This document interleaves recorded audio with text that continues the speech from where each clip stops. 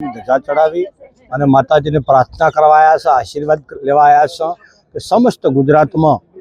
ક્ષત્રિય, OBC, ST, SC ચારે સમાજ એક થાય, જાગૃત બને, શિક્ષિત બને, વ્યસન મુક્ત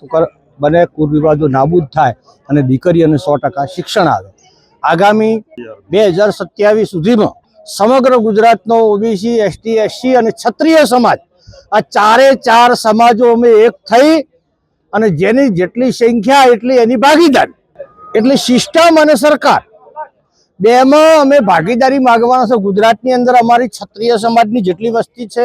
ઓબીસીની જેટલી વસ્તી છે, એસસીની જેટલી વસ્તી છે અને એસટીની જેટલી વસ્તી છે, આ ચારે ચાર સમાજો હાલ ગુજરાતમાં કંઈ પણ મેળવી શકતી નથી, સિસ્ટમમાં નથી, સરકારમાં નથી। એટલે આ પછાત સમાજોની દીકરીઓ ભણે, ભણી ગણીને આગળ આવે અને આ ચારે ચાર સમાજ ગુજરાતમાં જાગૃત થઈ